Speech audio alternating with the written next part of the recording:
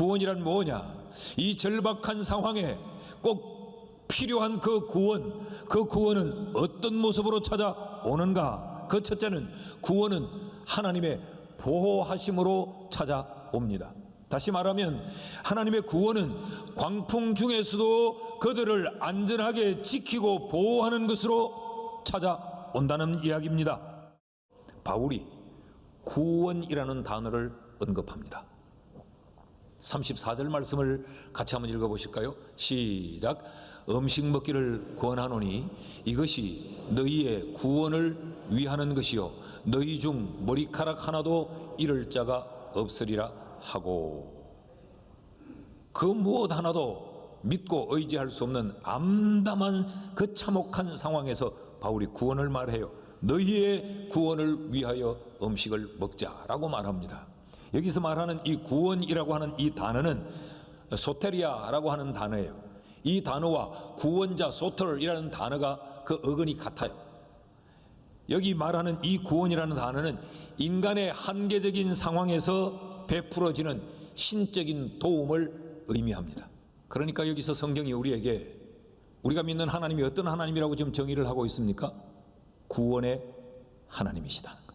우리의 하나님은 구원의 하나님이신데 그 구원의 하나님이신 우리를 어떻게 구원하시는가? 광풍 중에서도 우리를 지키고 보호하심으로 우리를 구원하신다는 것. 그래서 성경은 시편 121편 5절에서 8절에 이 하나님을 이렇게 기술하고 있습니다. 같이 읽어요. 시작. 여호와는 너를 지키시는 이시라. 여호와께서 네 오른쪽에서 네 그늘이 되시나니 낮에 해가 너를 상하게 하지 아니하며 밤에 달도 너를 해하지 아니하리로다. 여호와께서 너를 지켜 모든 환난을 면하게 하시며 내 영혼을 지키시리로다. 여호와께서 너의 출입을 지금부터 영원까지 지키시리로다. 할렐루야. 하나님은 누구시라고요? 하나님은 너를 지키시는 자시라. 근데 그 하나님이 어떻게 지킨다고 말씀합니까? 내 오른편에서 내 그늘이 되고 내 출입을 지키는데 언제까지? 지금부터 영원까지 너를 지키신다는 거예요. 이 하나님이 우리의 하나님이십니다. 그러므로 우리의 인생에 광풍이 일어날 때 우리는 눈을 들어 우리의 구원자 되시는 그 여호와 하나님, 우리를 모든 환난 가운데서 지키실 그 지키시는 하나님을 주목해야 하는 것입니다. 그래서 우리의 신앙의 선진들은 늘 힘들고 고통스럽고 어려울 때마다 그들의 처한 상황이 암담할 때마다 이 구원의 하나님, 지키시는 하나님을 주목하며 그 하나님의 이름을 불렀던 거예요. 시편 123편 1절 말씀을 보십시오. 하늘에 계시는 주여 내가 눈을 들어 주께 향하나이다. 지금 내가 내 눈앞에 바라보이는 것은 너무 암담해요. 사람들의 배신과 갈등과 온갖 믿지 못할 불신들이 판을 치고 있어요. 이럴 때 내가 절망할 것이 아니라 나를 구원하실 구원의 하나님, 나를 모든 환난 가운데서 지키실 그 보호하시는 그 하나님을 바라보며 그 하나님께 간구해야 한다고 성경이 가르치고 있습니다. 나는 오늘 여러분에게 이 말씀이 여러분의 믿음이 되고 여러분의 결단이 될 수 있기를 축복합니다. 하나님의 보호하심은 어떤 모양으로 오느냐? 하나님은 그럼 우리를 어떻게 보호하시느냐? 어떤 방법과 어떤 수단, 어떤 통로를 통하여 하나님은 우리를 지키시는가? 오늘 이 말씀을 살피려고 합니다. 하나님은요, 하나님의 사자를 통하여서 우리를 지켜주세요. 23절, 24절을 다시 한번 읽으면 바울이 하는 말이죠. 그 광풍 중에 내가 속한 바, 내가 섬기는 하나님의 사자가 어젯밤에 내 곁에 서서 말하되 바울아 두려워하지 말라. 네가 가이사 앞에 서야 하겠고 또 하나님께서 너와 함께 항해하는 자를 다 내게 주셨다 하시더라. 그 다음 이어지는 말씀이 뭐죠? 그러므로 여러분 안심하십시오. 자, 지금 바울을 비롯하여 알렉산드리아 배를 타고 있는 사람들은 다 그들의 마음이 무너졌습니다. 그들의 마음의 평안이 다 깨어졌습니다. 온통 두려움과 공포로 가득 차 있습니다. 그런데 그 밤에 하나님의 사자를 보내어서 하나님의 뜻을 그들에게 전달하게 합니다. 그 하나님의 뜻을 전달받자 바울이 담대해집니다. 바울의 이 절망에 사로잡혔던 바울의 마음이 평안으로, 바울의 마음이 지킴을 받아요. 이 절망으로 깨어졌던 바울의 마음이 평강으로 보호가 됩니다. 그러자 바울이 이렇습니다. 그리고 그 배에 타고 있던 사람들에게 여러분 안심하십시오, 하나님이 지켜주십니다 라고 전달을 해요. 그랬더니 죽음을 기다리고 있던 그들이 마음속에 희망의 새로운 날이 밝아지기를 기대합니다. 그들의 희망에 불을 붙입니다. 그러자 이들이 새로운 날을 기대하면서 하나님 앞에 기도하게 됩니다.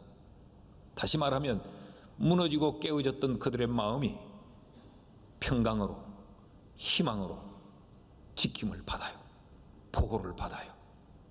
무엇으로 인하여서? 하나님의 사자로부터 전달되어진 하나님의 말씀으로. 여러분, 하나님은 오늘 이 시대에도 주의 말씀을 전달하여 그 말씀을 우리가 듣게 함으로 말미암아 우리를 지키고 우리를 보호하심으로 구원하십니다. 그 말씀으로 흔들리던 마음의 평안을 얻게 만들고, 그 말씀으로 다시 새로운 방향을 정하게 만들고, 들려지는 하나님의 말씀으로 다시 용기를 얻고 일어설 수 있도록 하나님이 우리의 마음을 지켜주세요. 마음이 지켜져야 삶이 지켜집니다. 오늘도 이 말씀으로 하나님이 우리를, 흔들리는 우리의 마음을 지키고 우리를 구원한다고 하는 것 믿기를 축복합니다. 둘째로, 하나님의 사자를 통하여서 하나님의 말씀을 듣게 함으로 우리의 마음을 지키실 뿐만 아니라 하나님은 사람을 통하여서 우리를 보호하고 우리를 지키며 우리를 구원하세요. 42절 43절 말씀을 제가 읽습니다. 군인들이 죄수가 헤엄쳐서 도망할까 하여 그들을 죽이는 것이 좋다 하였으나 백부장이 바울을 구원하려 하여 그들의 뜻을 막고 헤엄칠 줄 아는 사람들을 명하여 물에 뛰어내려 먼저 육지에 나가게 했더라. 자, 이 알렉산드리아호가 육지에 접안을 하다가 그만 부딪혀서 배가 깨어집니다. 그러니까 지금 육지와 맞닿아 있는 상황이니까 사람들이 뛰어내려 얼마든지 헤엄을 쳐서 건너갈 수 있는 상황이 돼요.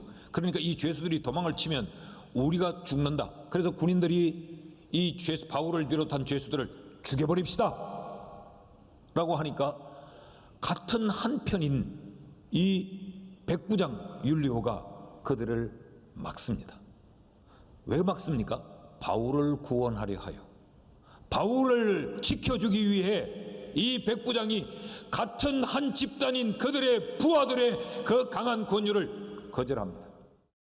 이 백부장 율리오가 어떤 사람이냐?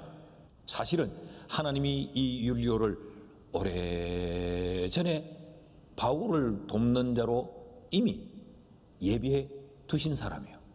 1절 말씀을 다시 한번 봅시다. 우리가 오래전 봤던 1절 말씀을 다 같이 시작. 우리가 배를 타고 이탈리아로 가기로 작정되매 바울과 다른 죄수 몇 사람을 아구스도대의 백부장 율리오라는 사람에게 맡기니. 그러니까 지금 이 바울과 그 일행이 율리오에게 맡겨졌어요. 그럼 누군가가 이 백부장 율리오에게 바울을 지금 맡기다, 여기 맡기다라는 말은 위임하다, 정권을 주다는 의미예요. 맡겼다는 거지요. 이 과정이 어떻게 되느냐, 이 과정을 조금 이해하실 필요가 있습니다. 바울은 유대인들에게 거짓 모함으로 고소를 당합니다. 그래서 이 바울이 로마 군대의 요새에 투옥이 되어 있습니다. 자, 이 바울이 고소를 당해서 감옥에 투옥되어 있는데 이 바울의 죄를 판단해야 되잖아요. 그래서 천부장이란 1000명의 부하를 거느린 장군을 천부장이라고 말하고, 백부장은 100명의 부하를 거느린 장수를 백부장이라고 불러요. 이 천부장이 공의회를 소집합니다. 그리고 회의를 열어서 자, 바울을 왜 고소했느냐, 바울의 죄목이 뭐냐를 살펴보니까 바울은 죄가 없어요. 무죄예요. 그런데 사람들은 바울을 죽이라고 말하는데 이쯤에 어떤 정보가 들려오는가 하면 바울을 죽이려고 하는 결사대가, 암살대가 구성이 되었다는 소식을 듣습니다. 그런데 그 암살단이 40명의 암살단이 조직이 되는데 이 암살단은 바울을 죽이기 전까지는 먹지도 않고 마시지도 않고 잠을 자지도 않겠다고 결심한 사람들이에요. 엄청나게 독한 마음을 먹고 지금 바울을 죽이려고 하는 거예요. 자, 바울은 아무리 살펴도 죄는 없는데 바울에 대한 적대감이 이렇게 심화되고 있어요. 그런데 이걸 함부로 다룰 수는 없단 말이죠. 바울이 또 로마의 시민권을 가지고 있으니까. 그래서 이 천부장은 바울을 가이사랴에 있는 벨릭스 총독에게로 이송을 합니다. 이 총독이 판단하실 수 있도록 자기보다 더 높은 데로 보내는 거죠. 그럴 때 이 천부장이 가이사랴에 있는 벨릭스 총독에게 바울을 호송할 때 그 꾸린 호송단의 규모가 어마어마합니다. 백부장 둘을 세웁니다. 그리고 200명의 보병을 세웁니다.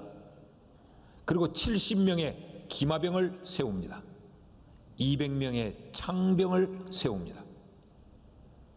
합계 472명의 아주 정예화된 로마 제국의 군인을 동원해서 바울을 지금 호송하게끔 합니다. 23장 23절 보십시오. 백부장 둘을 불러 이르되 밤 제3시에 가이사랴까지 갈 보병 200명과 기병 70명과 창병 200명을 준비하라 하고, 이 군대가 밤에 다른 사람들이 눈치채지 못하는 시각에 바울을 가이사랴로 호송토록 했다는 거죠. 그렇게 해서 가이사랴에 왔어요. 그리고 이제 가이사랴에서 배를 타고 로마로 가지 않습니까? 그때 백부장 율리오가 로마까지 호송을 책임맡습니다. 아마도 이 율리오는 가이사랴까지 올 때에 그 2명의 백부장 중 1명이었을 가능성이 굉장히 큽니다. 그래서 이 율리오는 바울의 무죄함을 알고 있습니다. 그리고 바울의 억울함도 알고 있어요. 바울이 지금 얼마나 위험한 중에 처해 있는가도 알고 있고, 바울이 병들고 바울이 지금 노령에 있다는 것도 이는 잘 알고 있습니다. 그래서 그는 바울에게 호의를 베풀어요. 3절 말씀 보십시오. 이튿날 시돈의 대니, 가이사랴로 출발했던 이 아드라무떼노 배가 이튿날 시돈에 정박을 하니 율리오가 바울을 친절히 대하여 친구들에게 가서 대접받기를 허락하더니, 율리오는 갑이요 바울은 을입니다. 그런데 이 율리오가 죄수 바울을 친절하게 대해주고 그 정박해서 화물을 하선하고 다시 또 화물을 싣는 그 시간 동안, 물론 이 호위병은 붙였겠지만 시돈에 있는 그리스도인들을 만나서 그들로 하여금 대접을 받도록 허락을 해 줍니다. 이건 엄청난 호의지요. 그뿐만 아니라 멜리데 섬에 접안을 하다가 배가 깨어져 군인들이 죽이려 할 때도 율리오가 나서서 바울을 생명을 지켜줍니다. 43절 말씀을 다시 읽으면 백부장이 바울을 구원하려 하여 그들 군인들의 뜻을 막았다라고 성경이 말을 해요. 여러분, 하나님은 이처럼 율리오를 미리부터 준비시켜 놓았다가 바울이 위기에 처할 때마다 율리오를 통하여서 바울을 안전하게 지키며 보호해 주시는 거예요. 하나님은 오늘도 어디엔가 우리를 지키고 보호해 줄 율리오를 하나님은 예비해 놓으셨습니다. 상상하지 못한 사람이 내가 위기를 만났을 때 나를 지키고 나를 보호해 줄 하나님의 도구로 쓰여질 수 있다는 거죠. 이것이 교회가 필요한 이유입니다.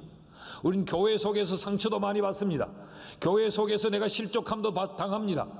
그래서 어떤 이들은 교회 속에 사람과 얽히는 걸 굉장히 싫어하고 혼자 조용히 바람처럼 와서 예배 드리고 바람처럼 사라지는 그런 걸 좋아하는 분들도 계세요. 그러나 하나님이 우리에게 모이기를 힘쓰라고 말하고 우리를 한 공동체로 묶어주신 이유는 이 속에 내가 상상지도 못했던 사람, 뜻밖의 사람을 하나님은 나를 지키고 나를 보호할 사람들로 하나님은 심어놓았기 때문에 그렇습니다.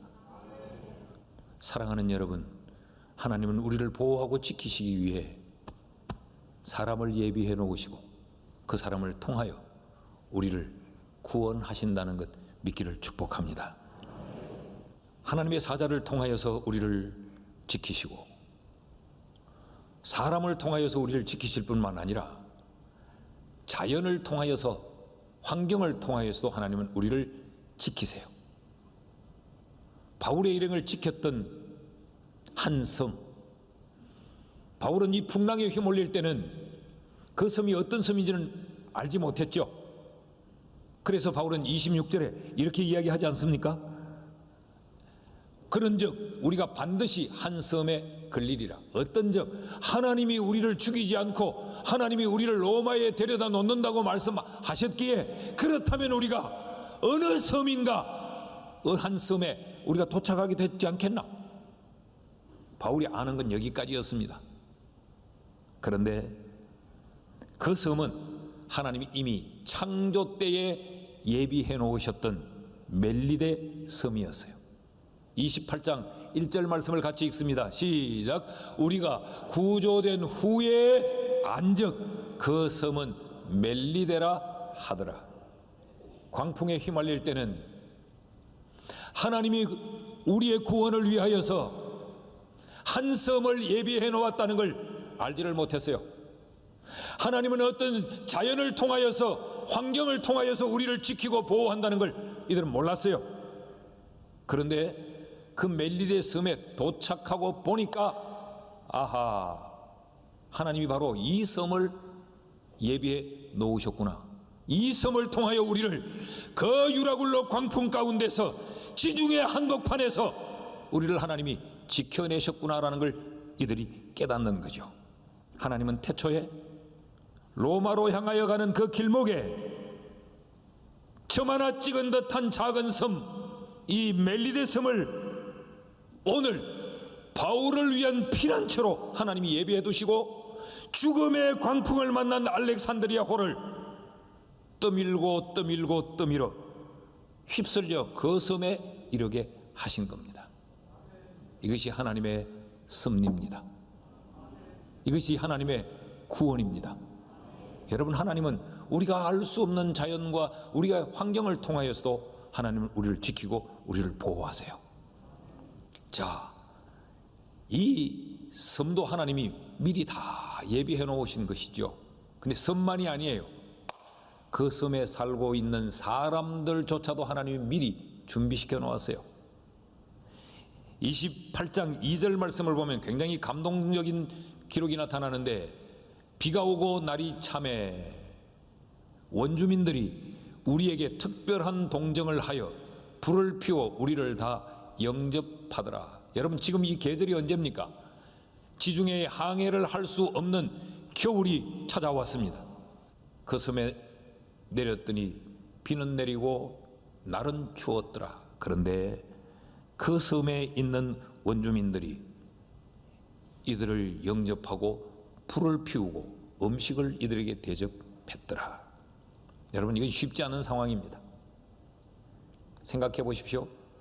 300여 명이나 되는 숫자가 외부 사람 하나 들어오지 않던 그 섬에 들어옵니다. 그들이 굉장히 안전의 위협을 받는 상황이에요.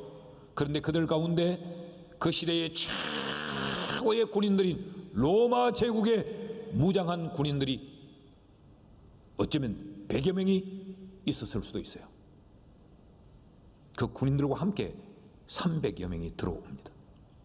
멜리데 섬에 있는 원주민들은 그들이 섬에 상륙하지 못하도록 필사적으로 막아낼 수도 있었고, 그들이 첫발을 들이지 못하도록 그들을 바다에 수장시킬 수도 있지 않았겠어요. 근데 그들이 다 알렉산드리아 호에서 조난된 사람들을 맞이하고 대접을 합니다. 이 원주민들이 누구냐? 이들은 페니키아인입니다. 그러니까 이 바울이 조난당한 이 시점으로부터 약 1000년 전에 주전 1000년경 그 멜리데 섬으로 이주해온 사람들이에요. 이 멜리데는 그들이 붙인 그들의 이름입니다. 멜리데. 이 말은 그들의 언어로 피난처라는 의미를 가지고 있습니다. 여러분, 기가 막히지 않습니까? 알렉산드리아호가 광풍을 만나기 1000여 전에 하나님은 그들을 그곳으로 이주하여 와 살게 만들고 그들이 그곳 이름을 피난처라고 부르도록 하여 1000년이 지난 후 바울의 일행이 풍랑을 만나 그 급박한 위기를 만났을 때 그 섬이 피난처가 되도록 하나님이 예비해 놓으셨다는 거죠. 여러분, 이 구원의 하나님이 우리의 하나님이심을 믿기를 축복합니다. 자, 하나님의 사자를 통하여서 우리에게 말씀을 들려주므로 우리의 갈등 있는 마음을 평안으로 지키시고 하나님은 사람을 통하여서도 우리를 돕도록, 그래서 우리를 안전하게 보호하도록 지키시고 하나님은 자연을 통하여서 또 지키시고 하나님은 기적을 통하여서 우리를 보호하고 지키십니다. 28장 3절 말씀을 보면 멜리데 섬에 도착해서도 또 문제가 생깁니다. 바울이 나무 한 묶음을 거두어 불에 넣으니 뜨거움으로 말미암아 독사가 나와 그 손을 물고 있는지라. 지금 독사는 이제 겨울 채비를 하고 동면에 들어가는 때지요. 그런데 지금 추위를 이기기 위해 나무가지를 주워다가 불을 떼우니까 그 땅 속에서 독사가 튀어나와서 바울의 손을 물어버린 거예요. 이 멜리데 섬에 전해 내려오는 이야기가 있습니다. 독사에 물리면 죽는데 그 독사에 물리는 사람은 그 전에 사람을 죽였거나 해친 악한 사람이다. 그래서 그것에 대한 대가를 받는다. 인과응보의 이 사상이 있었어요. 그래서 6절 말씀을 보면 그들은 그가 붙든지 혹은 갑자기 쓰러져 죽을 줄로 기다렸다가 오래 기다려도 그에게 아무 이상이 없음을 보고 생각을 돌이켜서 말하되 바울이 신이라 하더라. 그러니까 바울이 독사에 물렸으니까 저놈은 원래 악한 놈인가 보다. 그럼 이제 독사에 물려서 저건 죽는다. 그리고 지켜보고 있는데 붙지도 않고 쓰러져 죽지도 않고 멀쩡하게 바울이 살아나요. 그러니까 저 사람은 인간이 아니구나. 바울을 존귀한 사람으로 여기게 됩니다. 그런데 그래서 그 마을에 큰 부자가 276명을 다 자기가 섬기겠다고 한 곳으로 모아서 섬기는데 앞장을 쓰고 있는데 그 부잣집에 또 일이 발생합니다. 28장 7절부터 제가 읽습니다. 이 섬에서 가장 높은 사람 보블리오라 하는 이가 그 근처에 토지가 있는지라 그가 우리를 영접하여 사흘이나 친절히 머물게 하더니 보블리오의 부친이 열병과 이질에 걸려 누워 있거늘. 열병과 이질에 걸렸단 말은 이제 죽는다 이야기죠. 근데 바울이 들어가서 기도하고 그에게 안수하여 낫게 하며 이러므로 섬 가운데 다른 병든 사람들이 와서 고침을 받고 후한 예로 우리를 대접하고 떠날 때 우리 쓸 것을 배에 실었더라. 지금 이 섬에서 바울의 일행 이 알렉산드리아호를 타고 왔던 사람들은 석 달 동안 그곳에서 겨울을 납니다. 그동안 이들이 후하게 대접을 받고 이제 봄이 되어 그 섬을 떠날 때에 그들이 온갖 귀한 것들, 섬에 뭐가 있었겠습니까? 과일도 사고 먹을 것도 하고 해서 잔뜩 배에 실어주면서 아쉬운 석별의 정을 나눴다는 이야기죠. 하나님은 이렇게 우리가 생각할 수 없는 이적을 행하셔서 그 하나님만이 행할 수 있는 기적을 베풀어서 우리를 지키고 보호하십니다.